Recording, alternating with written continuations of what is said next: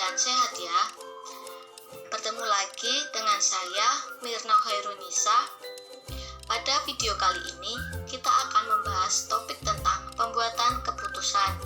Pada topik kali ini kita akan mempelajari tentang yang pertama yaitu pengertian pembuatan keputusan, yang kedua model pembuatan keputusan, yang ketiga jenis pembuatan keputusan, yang keempat gaya pembuatan keputusan, yang kelima pendelegasian wewenang, yang keenam hambatan pendelegasian wewenang, dan yang terakhir yaitu hambatan menerima pendelegasian wewenang.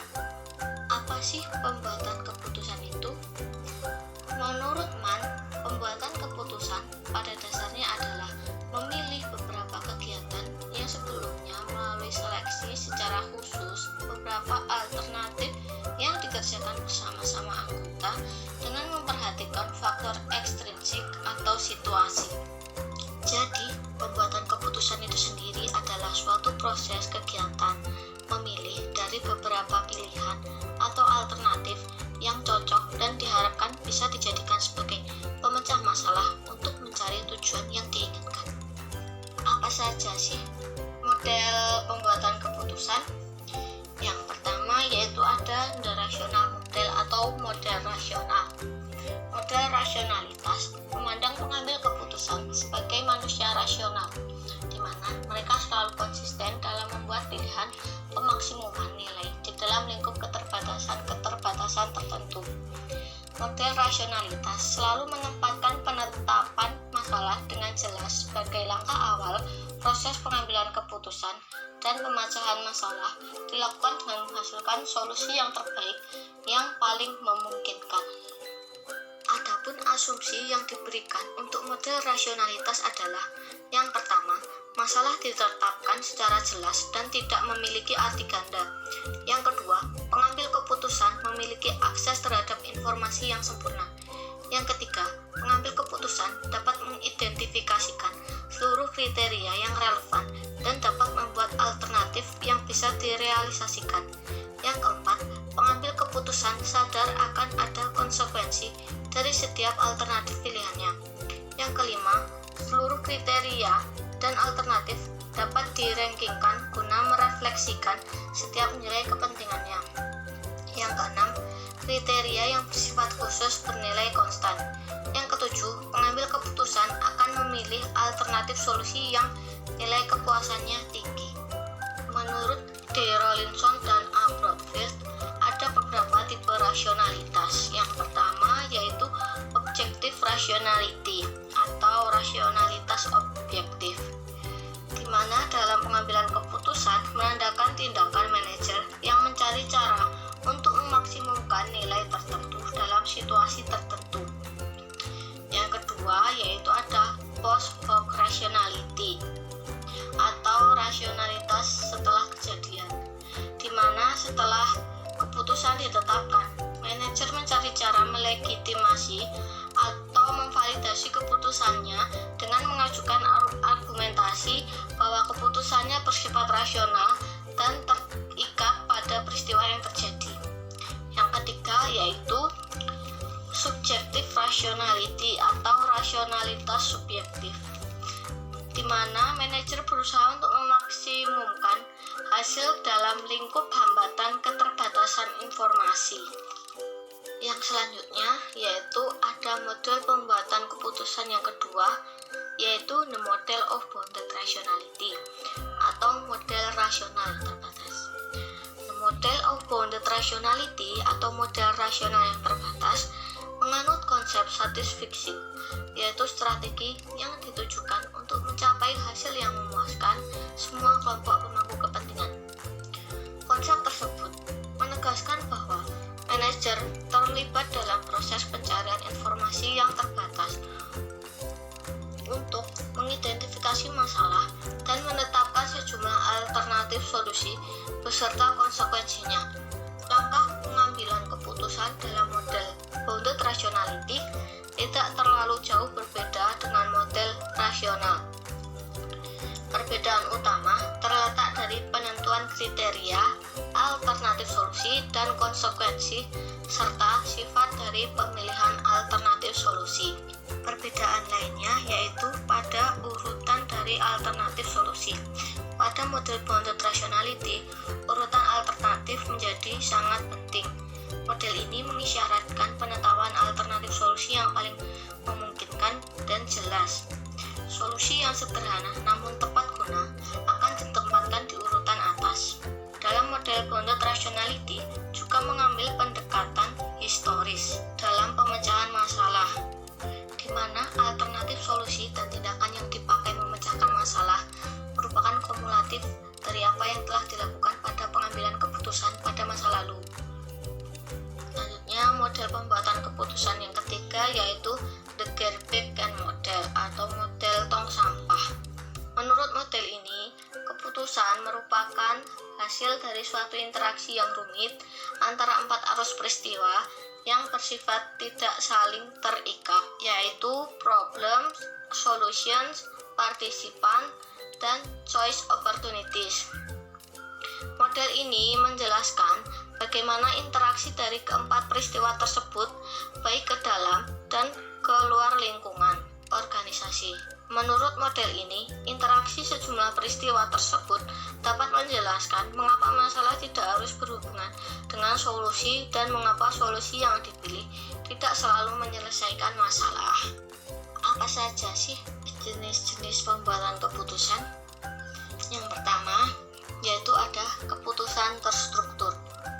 Keputusan terstruktur yaitu keputusan yang berkaitan dengan masalah yang telah diketahui sebelumnya. Keputusan ini bersifat berulang-ulang, rutin, sehingga dapat diprogram. Prosedur dalam pengambilan keputusan terstruktur ini sangat jelas sehingga dapat didelegasikan untuk pegawai di tingkat dan lebih rendah dalam suatu organisasi. Yang kedua yaitu ada jenis keputusan semi terstruktur. Keputusan semi terstruktur ini merupakan keputusan yang memiliki dua sifat. Sebagian keputusan ditangani oleh pengambil keputusan dan yang sebagiannya lagi dapat ditangani oleh komputer. Keputusan semi terstruktur ditandai dengan peraturan-peraturan yang tidak lengkap untuk mengambil keputusan.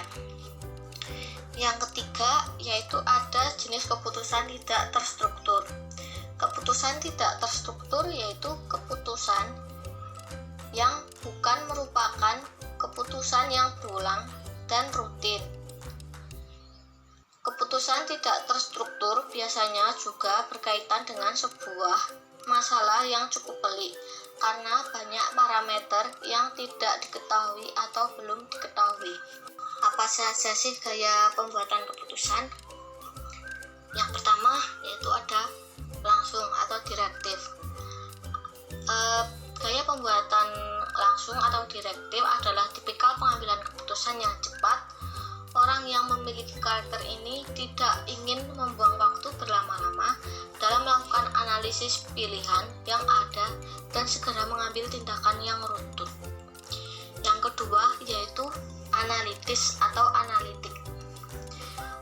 Gaya pembuatan keputusan analitis atau analitik ini adalah tipikal pengambil keputusan yang sangat berhati-hati dan khawatir membuat keputusan yang salah karena tergesa-gesa dan merasa tidak nyaman apabila harus mengambil keputusan segera.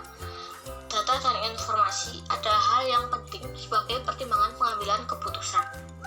Yang ketiga yaitu ada gaya pembuatan keputusan konseptual. Gaya pembuatan konseptual adalah tipikal pengambil keputusan yang terbuka dengan cara-cara baru dan berani menghadapi resiko, memiliki visi untuk mengambil keputusan jangka panjang, tetapi kurang cepat dalam menentukan rencana tindakan jangka pendek yang harus segera diterapkan. Orang dengan gaya ini memiliki ide-ide yang original dan berbeda, hanya saja kurang terdorong untuk melakukan tindakan nyata hingga dapat mewujudkannya. Yang keempat yaitu ada gaya pembuatan perilaku atau behavior. Gaya pembuatan keputusan perilaku atau behavior adalah tipikal pengambil keputusan yang mempedulikan dampaknya terhadap orang lain. Seseorang dengan gaya ini memperhatikan kepentingan kelompok yang dianggap lebih utama daripada kepentingan pribadi, sehingga berusaha keras untuk senantiasa menjaga hubungan baik dengan semua pihak. Oleh karena itu, mereka merasa selalu membutuhkan masukan dan saran dari orang lain terlebih dahulu sebelum mengambil keputusan. Apa sih pendelegasian wewenang itu? Menurut Pangastuti, pendelegasian wewenang adalah penyerahan sebagian hak untuk mengambil tindakan yang diperlukan agar tugas dan tanggung jawabnya dapat dilaksanakan dengan baik dari pejabat satu ke pejabat lainnya. Proses delegasi sangat berperan penting untuk sebuah organisasi seperti melakukan perencanaan, memberikan wewenang, mengembangkan personal. Delegasi yang efektif merupakan salah satu faktor keberhasilan kepemimpinan dalam sebuah perusahaan atau organisasi. Pendelegasian wewenang itu sendiri disebut juga suatu pelimpahan wewenang dan tanggung jawab formal pada orang lain untuk melaksanakan kegiatan tertentu. Pendelegasian adalah pelimpahan kekuasaan, wewenang, dan tanggung jawab kepada orang lain. Apa saja sih hambatan yang dapat terjadi dalam pendelegasian wewenang?